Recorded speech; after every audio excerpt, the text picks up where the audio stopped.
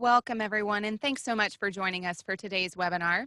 My name is Mary Ann Hensley, Vice President of Sponsor Content Operations for FreightWaves, and we're happy to present today's webinar in partnership with McLeod Software. Today, we'll be exploring how companies can take steps to improve the driver experience. We'll be hearing insights from Kim Wallace and Randall Sanchez with McLeod Software. In our webinar today, we'll take on a discussion format, and we'll have a live Q&A with our speakers following the discussion, so please be sure to get your questions ready for them. Before we get started, I'd like to cover just a couple of quick housekeeping items. If you have any issues during the webinar, please feel free to reach out to our team via the chat function in your Zoom control panel. Also, if you have questions that you would like to ask our presenters, please enter those through the Q&A box in your control panel, and we'll answer as many of those as possible during the live audience Q&A. And at this point, we'll go ahead and dive into the discussion. Kim and Randall, how are you guys doing today? Doing outstanding, thank you. Great, yes ma'am. Awesome. So tell us a little bit about your background. You guys have an interesting title there at McLeod. What is a solution architect? So as a solutions architect, our job now is primarily working with our sales team and prospective customers to help us both understand which of our products are appropriate for that customer and how they can be used to achieve the outcome they're looking for with their own system initiatives.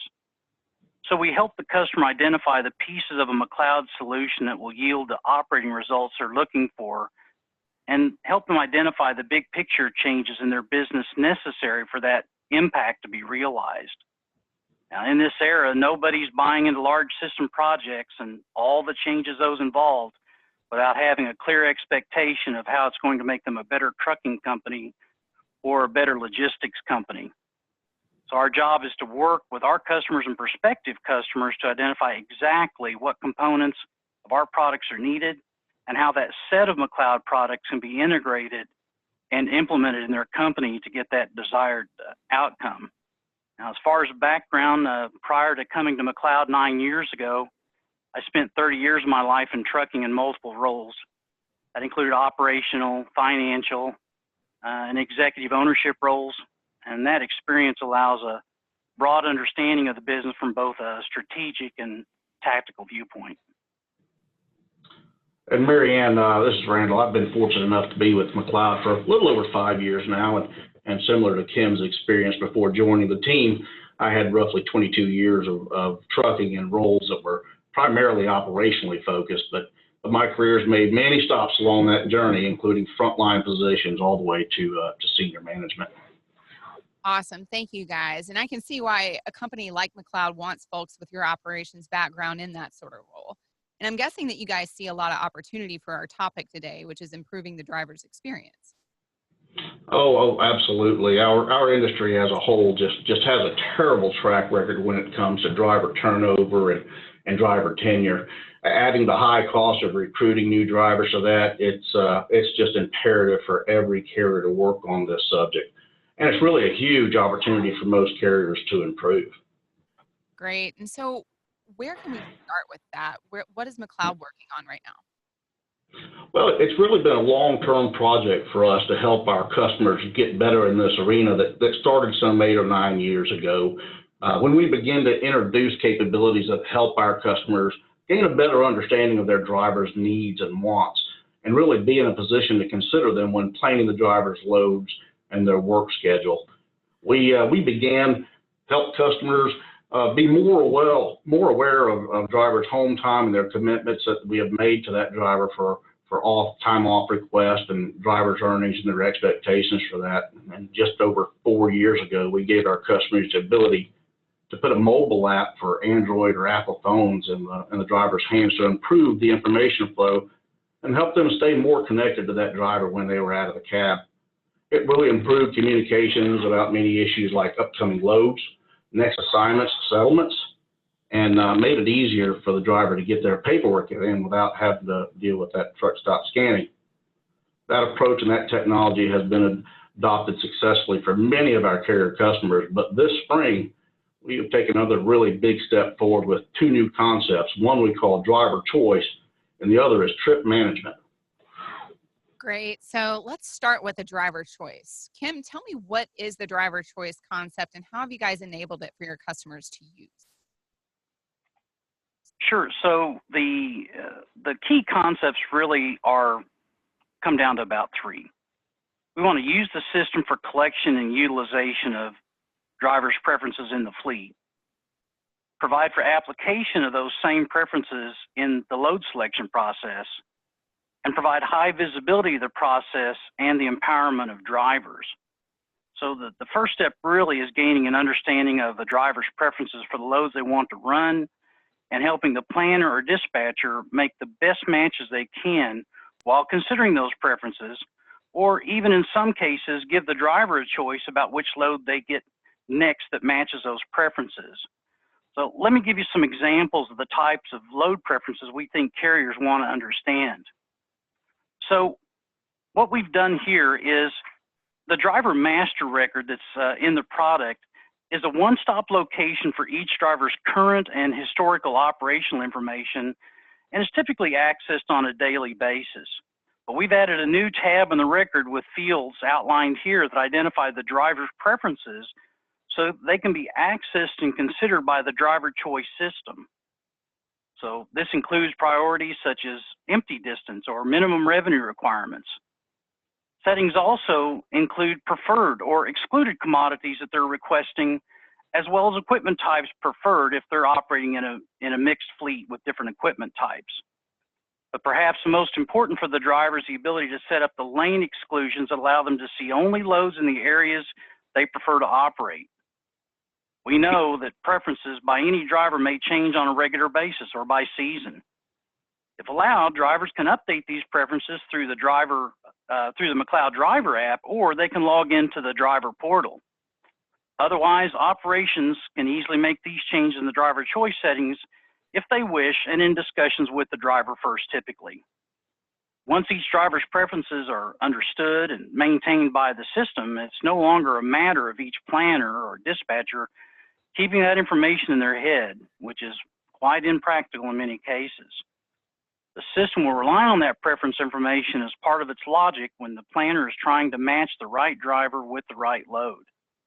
Now, there's another crucial consideration when a carrier is trying to match the right driver to the right load, which we call driver feasibility. While operations personnel and drivers may have the idea that a particular load may be a good choice, the amount of effort it takes to analyze all the variables that make a load truly viable can be a challenge, especially in a busy environment. When loads being considered for pre-assignment to the driver, the feasibility tool does that heavy lifting by analyzing all the factors involved to determine if the load is feasible. Now, these checks, as you can see on the screen, include looking at the driver's hours of service, driver requested time off conflicts or conflicts with other mandatory events, the driver's ability to make the pickup, extra stop, and delivery appointment windows using hours of service and regulatory guidelines in consideration. This system also checks for any excess dwell that you can see at the bottom here that really is designed to help the driver eliminate excessive weight that can become a retention issue over time for the company.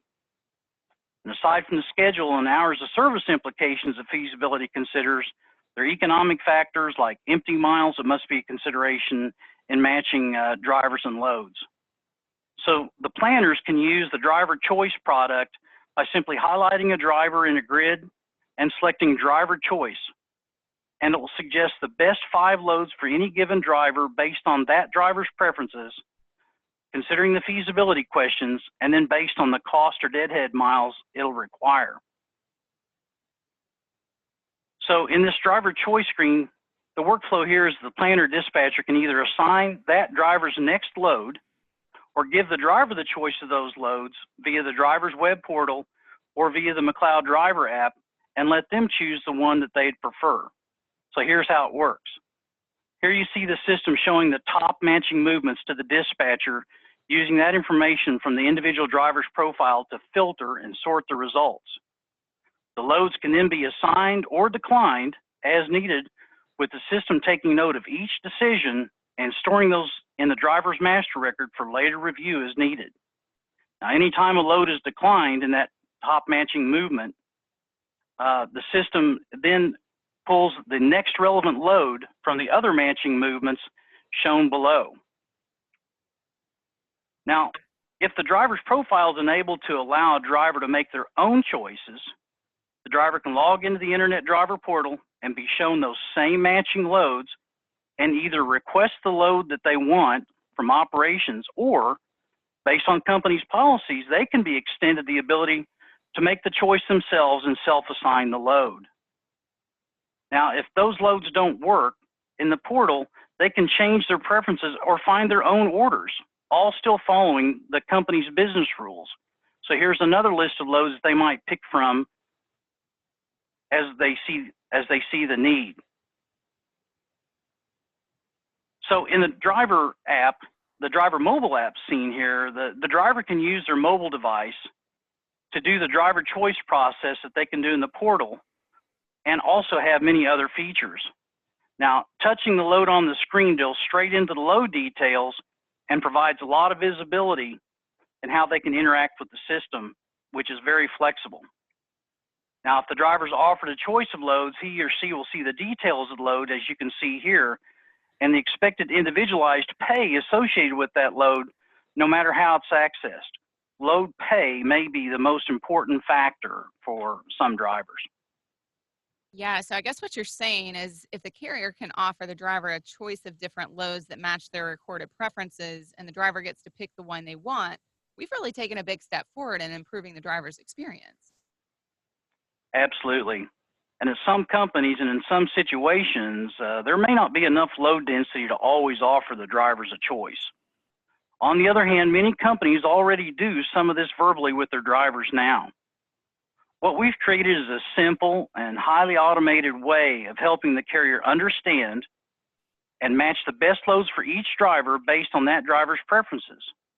And if they're able, they can take the next step and offer the drivers the choice while automating the rest of the dispatch process, all while ensuring that the drivers only offered loads they can succeed with, meaning schedules and hours of service are absolutely feasible for that driver for that load.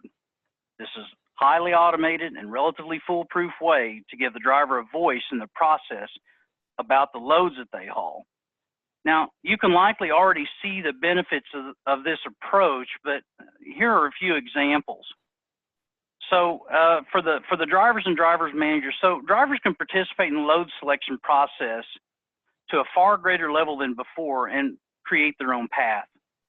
For the driver managers, having foreknowledge of the driver's preferences in the process can set up the attitude of cooperation between driver and company like never before. And then recruiting and safety. Recruiting can have an edge when talking to prospective drivers about the greater participation in the process than they likely have ever seen before. The safety department benefits by being able to review the driver preference changes and functionally approve them. They can also be alerted by the system automatically when a driver or operations personnel change preference settings in ways they want to know about. And then lastly, for the owners, increased retention and driver satisfaction through the transparency of the process can provide better utilization and ultimately a better bottom line. So thanks for the opportunity to talk about driver choice. Yeah, great. And thanks so much for sharing all of that information. Let's move along to the next piece. What is trip management? Well, Mary Ann, thank you. Trip management is improving the trip planning and execution of each load and making it an interactive process between the drivers and the dispatchers, planners, or driver managers at the home office.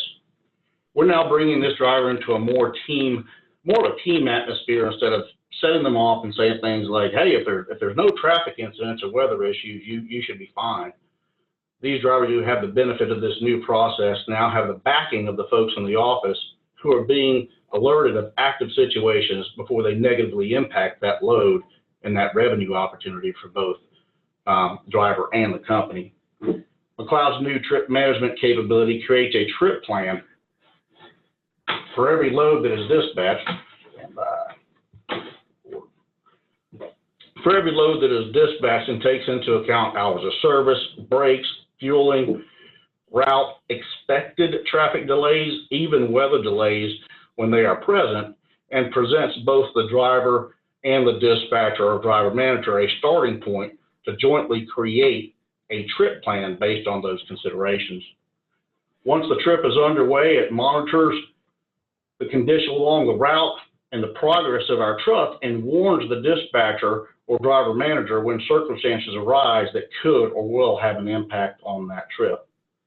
For example, our driver might have been delayed at the time of loading that could cause them to hit really bad traffic jam that we know occurs the same time every day. Think about hitting that perimeter of Atlanta at 5 p.m. on a Friday.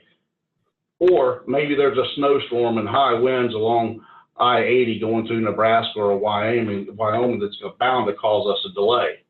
Trip management is evaluating that trip and any additional pre-planned trips constantly, and warnings are sent to the driver managers to give them an opportunity to either adjust the plan or maybe even request a change in the delivery appointment window to accommodate things that have come up in that trip that were not accounted for in the original trip plan.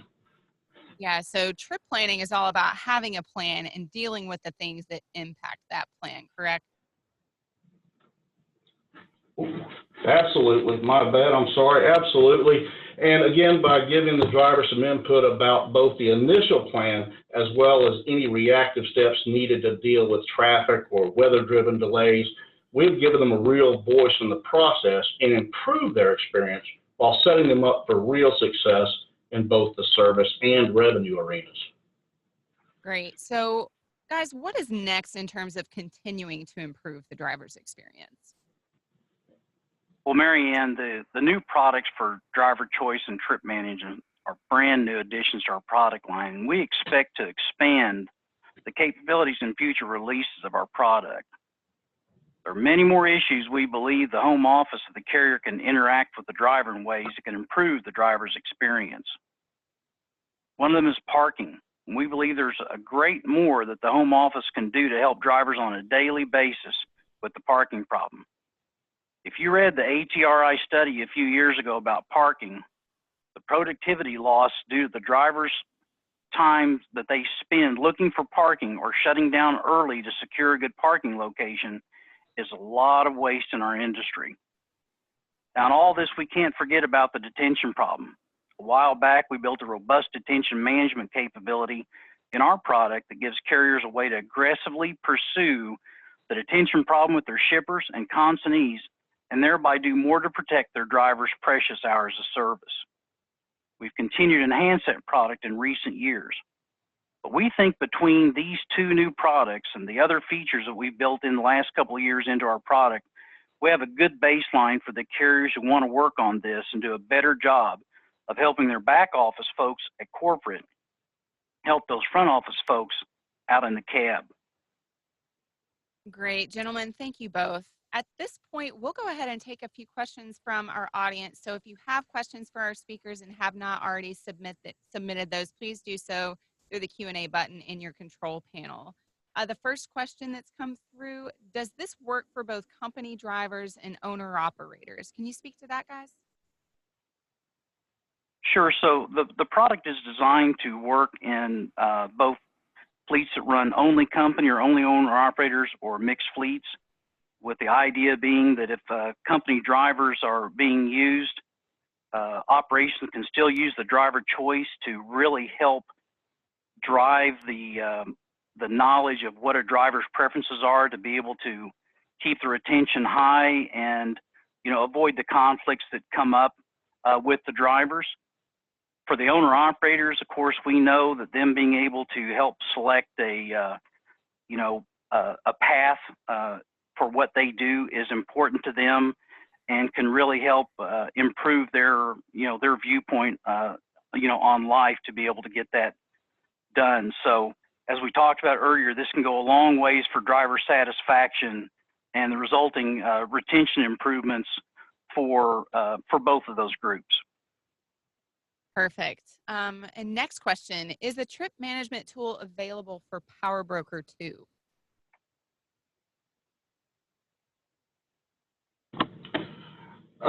Mary Ann, I believe the trip management tool works with several things, including our mobile com integration. I'd have to check and make sure that we had some type of integration for Power Broker. Okay, great. And then how long or how does the undesirable load get covered in the driver choice program? Can you guys speak to that? Sure. So the idea behind that is we understand that there's always the the freight that that folks may have a hard time getting covered. So the ability to override those choices, if you're in a company fleet, of course, operations can already see those loads that might be timing out or having an issue. So the idea would be is that they would discuss that with the driver, knowing, that's the idea. They would know that that's not the driver's first choice, but they could still have that discussion with the driver. And then ultimately, for the owner-operator fleet, that would be a company decision. With so many folks not in a forced dispatch environment, it just takes some discussion, perhaps calling in the favors as the point may be to be able to get that done. Okay, great. And next question, does the trip management system aid in finding trailers when needed? Well, the trip management system is all about managing that trip and looking for those things that could cause you missteps along the way once we already have the plan. We have several different items inside the software that help with finding those trailers and locations that can be used in concert with this. But trip management is really about making sure that trip is successful and keeping it successful once it's underway. Okay, perfect. And do you believe that using a truck parking marketplace as an addition to your trip management tool could be useful? And if not, why?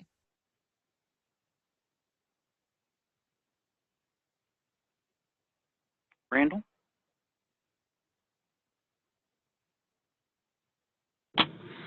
I'm sure it would be.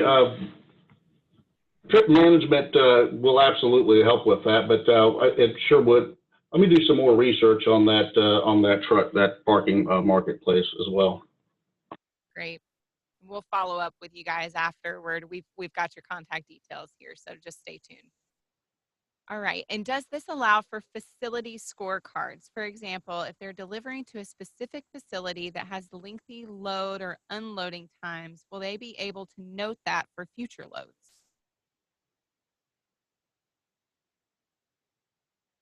So Randall, the way we, and jump in here, our system already monitors the turnaround time at each location as the trucks pass through them, both if it's a shipping point, the origin, or a destination point. We actively measure that and average that, so it is considered in both the feasibility that I was talking about early as well as in trip planning.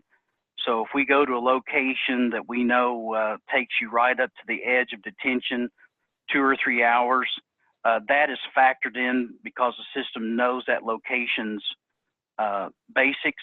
And then for a location that might have a 30-minute turnaround because it's a pool location, we'll know that as well. So we are considering all those factors. Okay, great. And next question, if you can share, what is the source of your traffic or weather information?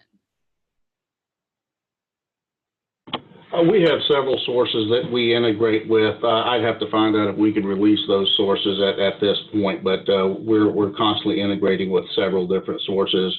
We also, we're working with our mobile comm providers as we progress through to actually look ahead. We're looking ahead about 60 minutes of that driver once the trip is underway to check those traffic and those weather situations.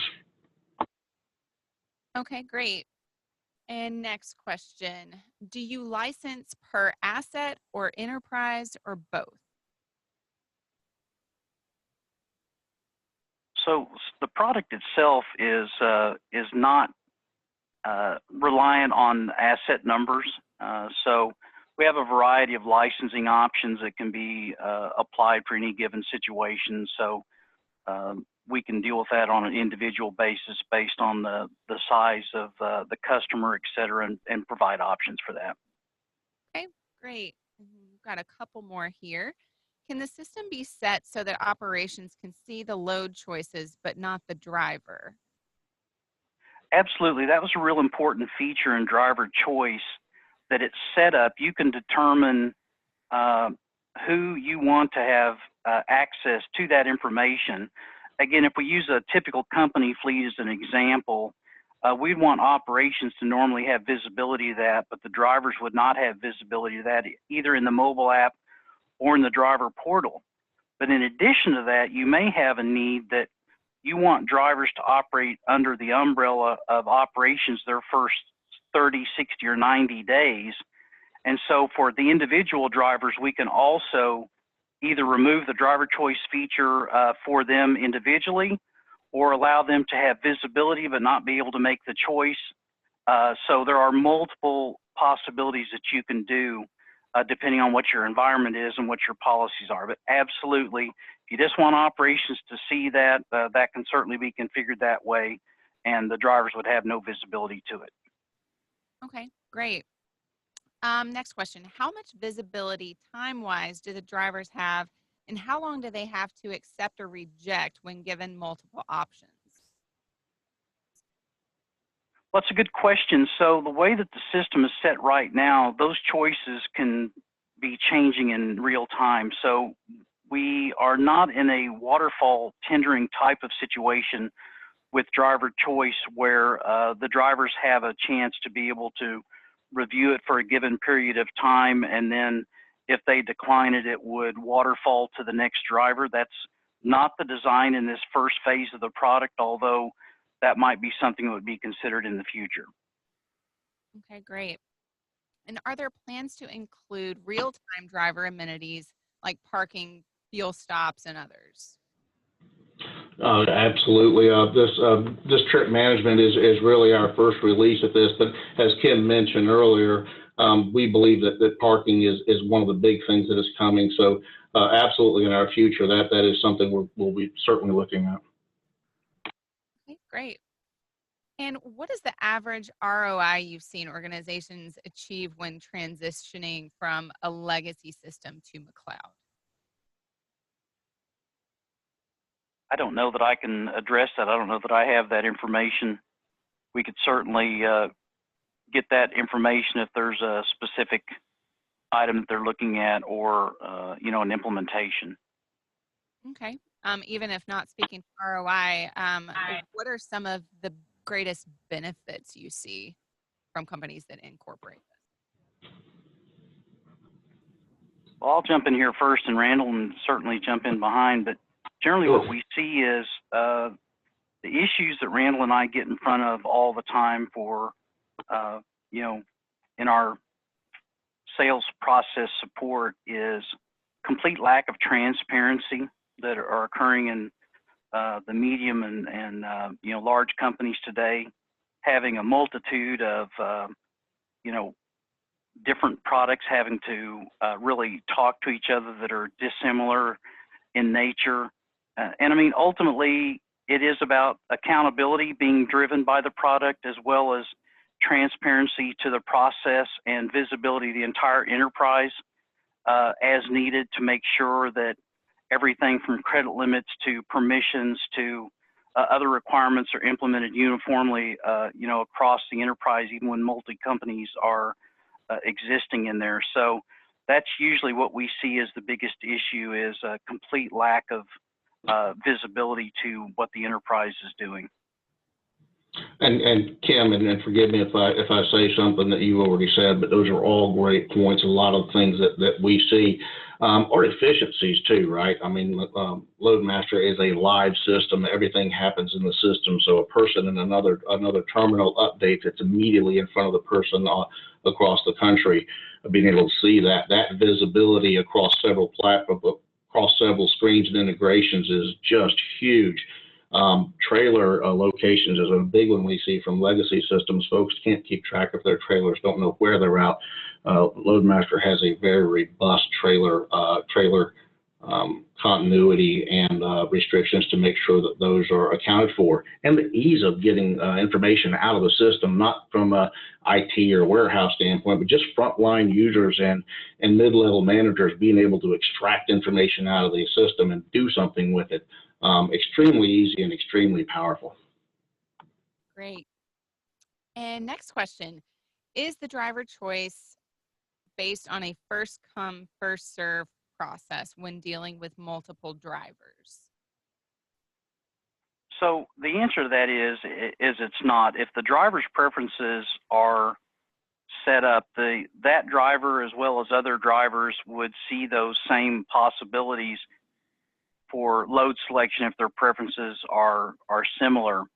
Now, from the first in, first out requirement, that's not something that the system would really set out to do first, because in the environment, we restrict the driver's ability to get too far out ahead.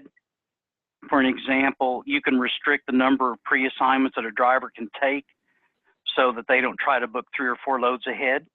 We typically see, you know, 1 or 2 being the normal set for the driver to be able to do that. If you did want to have some control over that, then you could hand that back to the operations personnel to be able to do that, and they would control functionally what driver they spoke with about that load first would be the thinking there. Okay, great. And can you share any results or data that you might have around a potential drop in retention from organizations that have utilized these systems? Do you guys have anything like that to share? Well, I'll take a run at that. Kim, you can jump in if you want to. This is a very new product that's in our newest release. We've got a few folks using it, not many, but the folks that have found themselves on the front side of this technology have given very, very positive feedback. I'm not sure we have numbers to share right now, but the feedback has been tremendous. Okay, great. Can the choice tool be configured to show the driver loads they might be missing out on due to a lack of an endorsement, such as hazmat? So the design really was to restrict that that load that is driver facing, so that we could avoid that, actually, so that if a driver saw a load that was you know, hazmat and they did not have that endorsement, we purposefully set that aside, as well as building in the ability to not have loads be posted to the driver choice board at all. We didn't want to build a facility to tease them or wear out operations from loads that you can't have. We know in most of those cases, the driver can't do anything to fix a hazmat required rating on a load. So showing them that information might prevent them from seeing a load that actually is a better fit for them. And certainly operations has visibility to that, you know, by knowing what loads are out there on the board, but we actually did build that into the system to actually restrict that on purpose. Okay, great. What prevents a driver from giving back a load at the last minute and subsequently impacting service? Certainly. So while we didn't talk about it in the previous in the slides, there is no unassigned button for the driver. Once they accept the load, if they want to be you know, unassigned from it, they would have to contact operations to have that load unassigned. Okay, great. And how far ahead can a driver schedule themselves? How many loads can they assign to themselves? Sure. Well, so in the system settings, you'd be able to set how far that you want to have that ability to go. I mean, you just literally, it's a number. Do you want me to be able to allow a driver to take 2 pre-assignments, 1 pre-assignment, 5 pre-assignments? We anticipate each company will have different rules for that that they want to apply. But what we've seen in the beta testing sites and in the you know, the first few people have got it out there, we see that set typically to just 1 load, and then you know, some will set it to 2. If the driver did want to do more than that, they could contact operations, and operations is free to pre-assign as many loads as they care to. Keep in mind the restriction for the number of pre-assignments ahead is on the driver and not operations. Awesome. Well, it looks like that is all of the questions that we have today. So thank you to everyone for taking time this afternoon to listen in, to McLeod Software for partnering with us on today's presentation, and obviously to Randall and Kim for sharing your insights with us today. We appreciate you being here and hope you'll join us again next time. Have a great day.